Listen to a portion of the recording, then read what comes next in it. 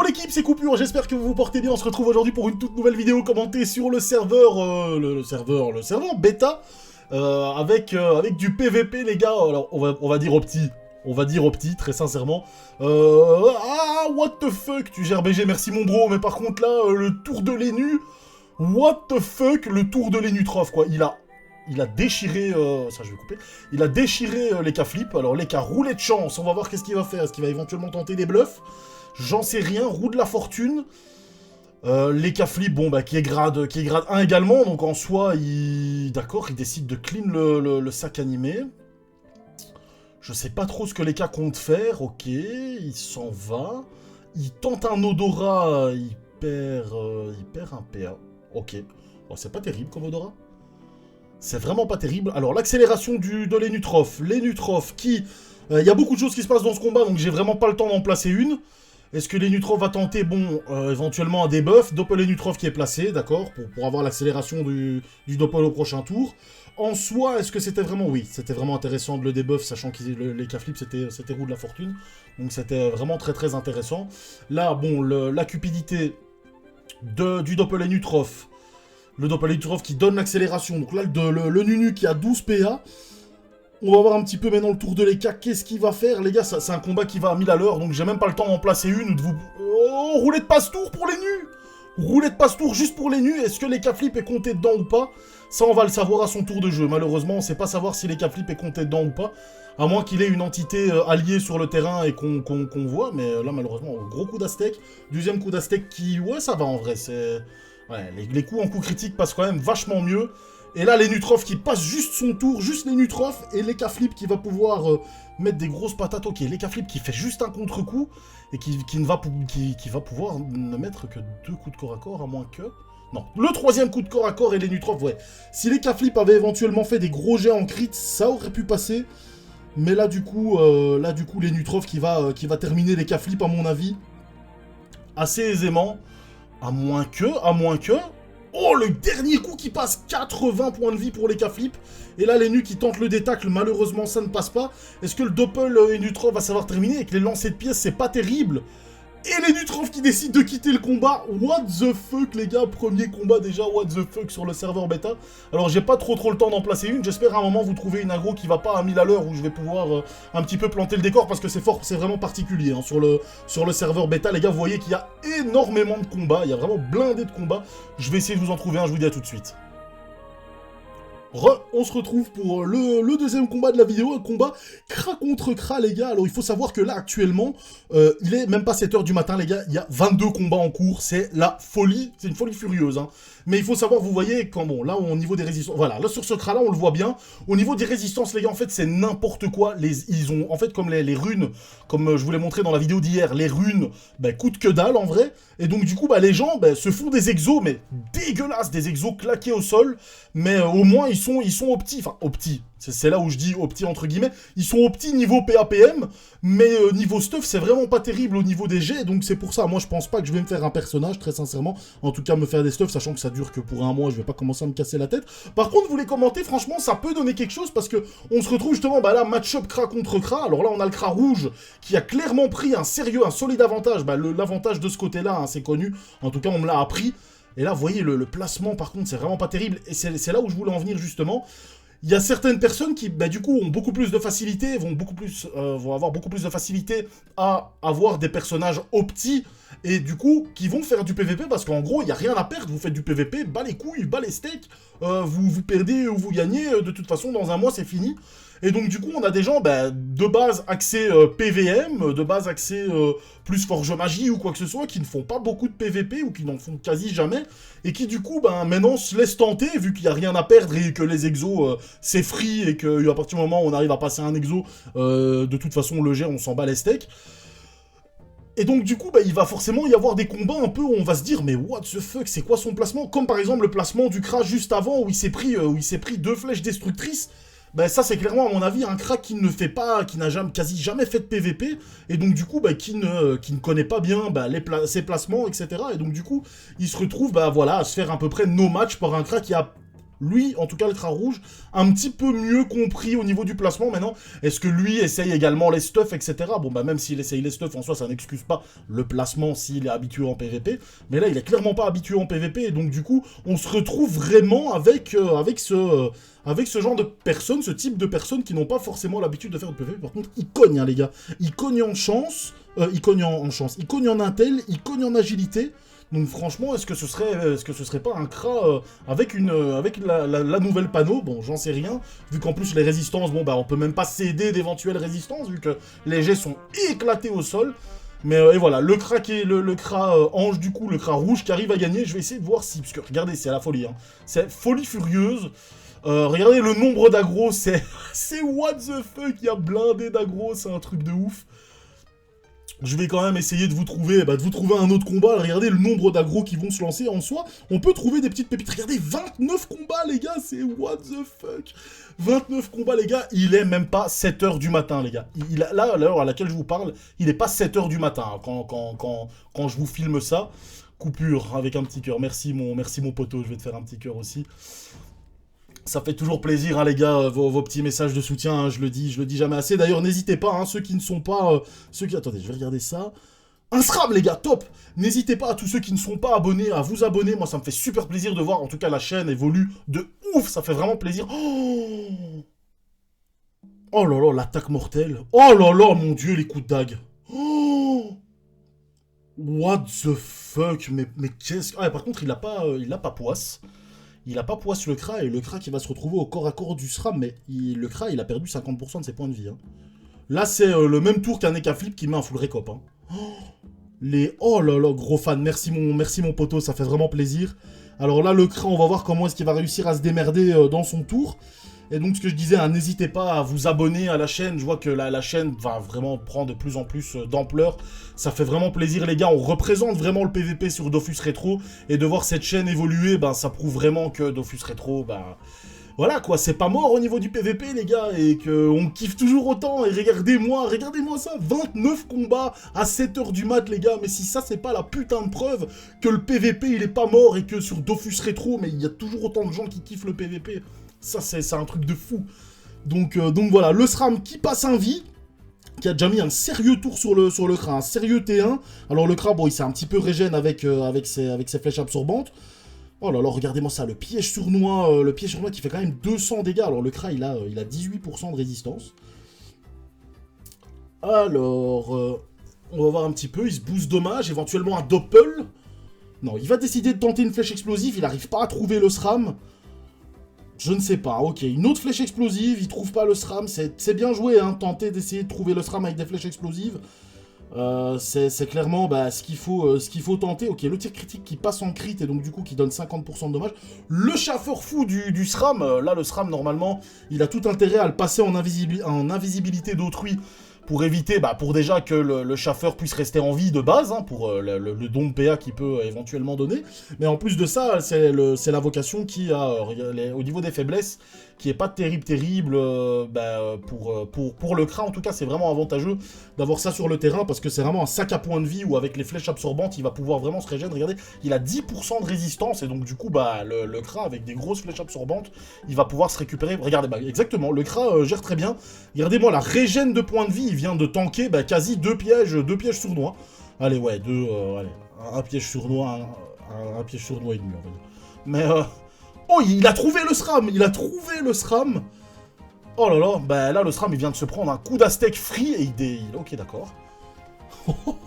Il a trouvé, ça, franchement, c'est un petit coup de chance, ou alors il a très très bien calculé le placement du SRAM.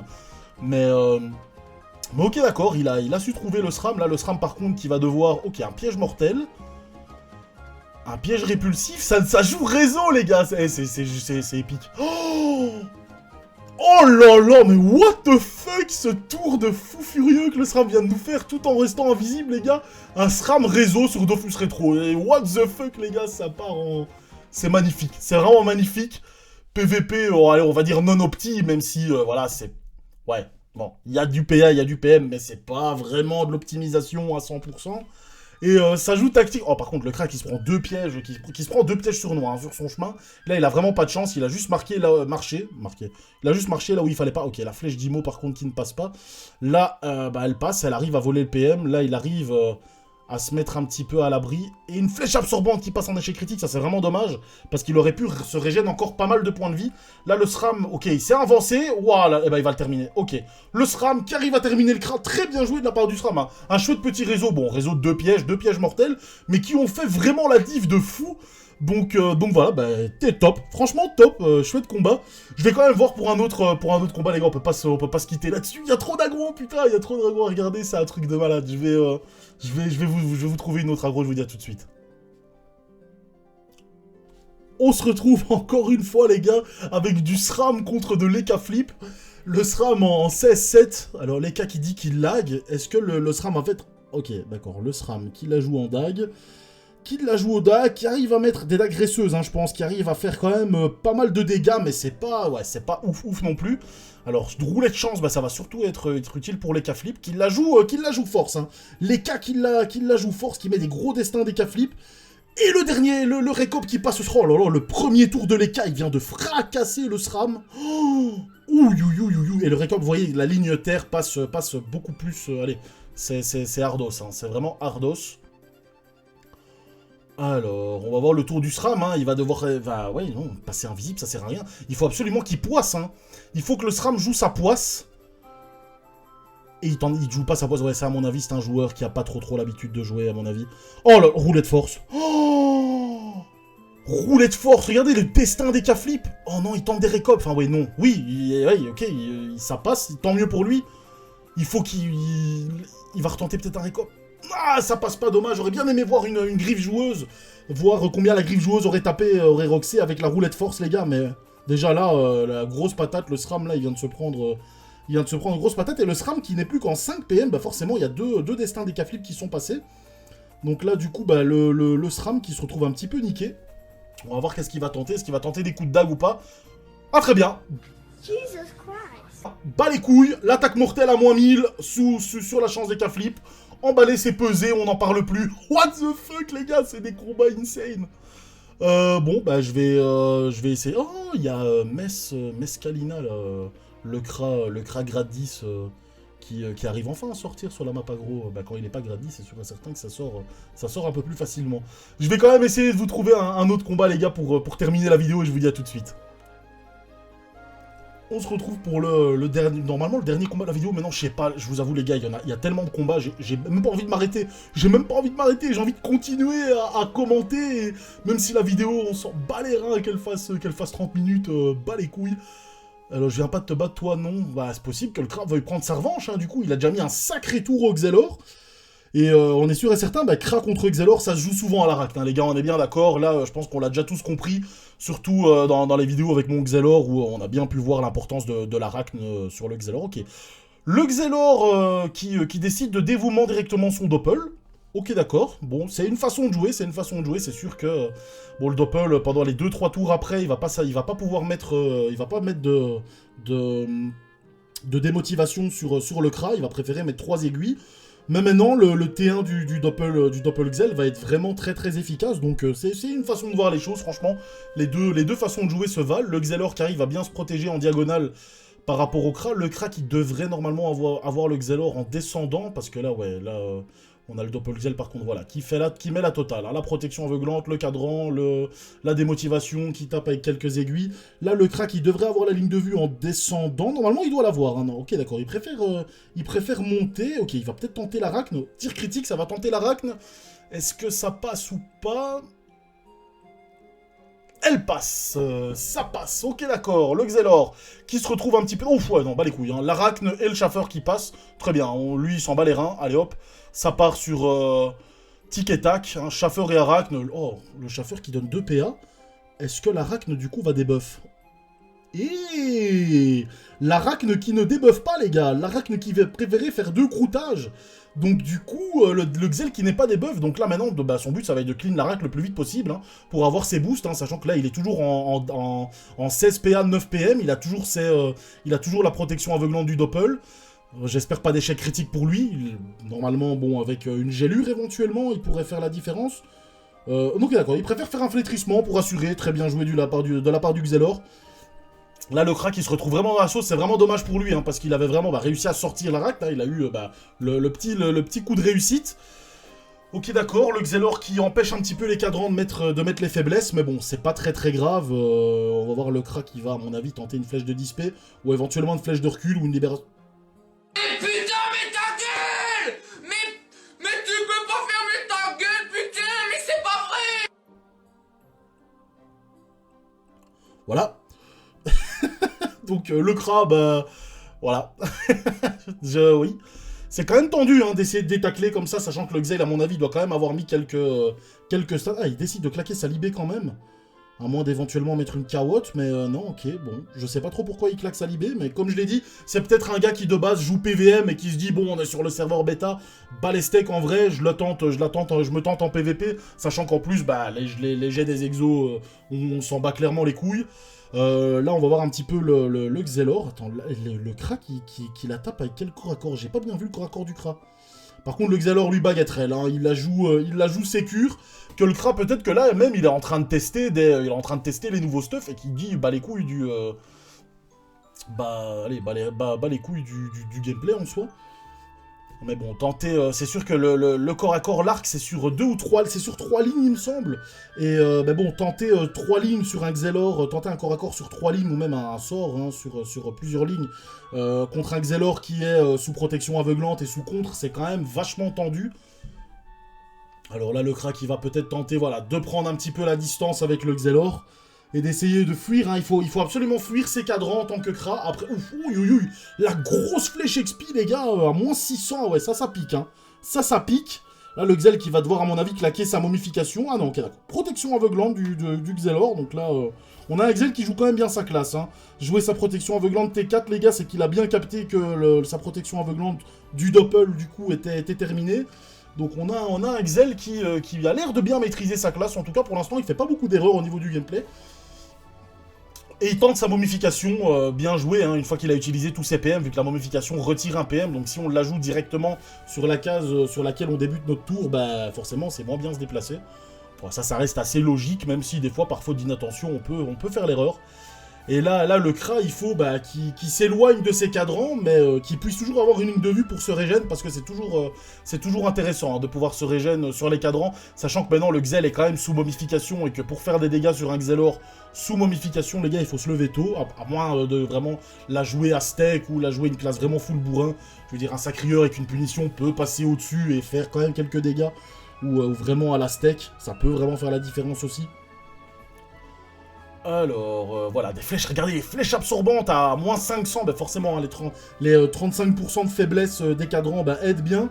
Et là, le Kra qui se récupère quasi 500 points de vie, allez, ouais, je fais grosso merdo, hein, quasi 500 points de vie. Là, par contre, il reste quand même pas mal en ligne de vue. Maintenant, est-ce qu'il aurait pu aller à un autre placement? J'en sais rien. Là, le Xel qui se dit, bon, on va se sortir les doigts du cul, et on va y aller franco, hein, et gros coup de baguette. Ok, il tente quand même du retrait... Oh là là, le sablier du Xelor qui passe pas alors que... Enfin, qui passe pas. Qui passe à moins 1 PA, alors que le Kra, il a à moins 5% d'esquive. Enfin, c'est assez insane. Ça, je comprends pas comment c'est possible. Quand le Kra, il a à moins 5% d'esquive, d'arriver à esquiver un PA, quoi. Normalement, tout doit passer, mais bon. On va trop rien dire, hein. C'est sûr et certain que le Xelor, c'est déjà assez chiant comme ça, au niveau de ses retraits PA, que si en plus on doit pas savoir les esquiver, coupure, tu fais chier. Non, donc là, le Doppel Xelor, qui du coup, allez, hop, il place la petite démotivation quand même sur le Kra. Là, le Kra, il lui reste 10 PA. Et je sais, j'ai pas bien vu son corps à corps. Est-ce qu'il l'a joué au nouvel arc? Je vous avoue, j'ai pas bien fait attention. Alors, ok, d'accord. Ça retire les PM du Xelor. La flèche punitive, oh là là, regardez-moi ça, même pas 100 dégâts la flèche punitive. Ça, c'est assez délicat. Le Xel qui, normalement, a toujours sa téléportation, qui va pouvoir se téléporter tout près du Kra. Mais au niveau des points de vie, ça reste quand même juste, hein, les gars. Malgré que la rack ne n'ait pas débuff le Xelor, franchement, j'aurais quand même cru que le Xelor allait un petit peu mieux se débrouiller que ça et pas trop prendre trop de dégâts. Après, forcément, la flèche XP à moins 600, les gars, elle a fait vraiment la diff. Hein. Alors, le Xel qui se déco, oh, j'espère qu'il va se reco, les gars. J'espère qu'il va se reco. Parce que là, ok, il se reco. Parce que là, je me dis, ça fait quand même Ça fait quand même 7 minutes de combat que je suis en train de commenter. Dis-moi que je le commande pas pour des couilles. Non, ça passe. Le Xel qui utilise sa téléportation.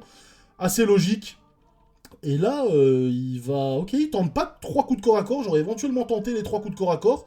Mais il préfère la jouer C. Fait un petit sablier du Xelor plus un ralentissement. 9 PA. Et là, il va pouvoir voilà, mettre 2 coups de corps à corps. Il l'aurait sûrement terminé avec ces 3 coups de corps à corps. Mais bon, voilà. Là, le crabe qui va pouvoir faire une flèche de 10 P en soi. Donc bon...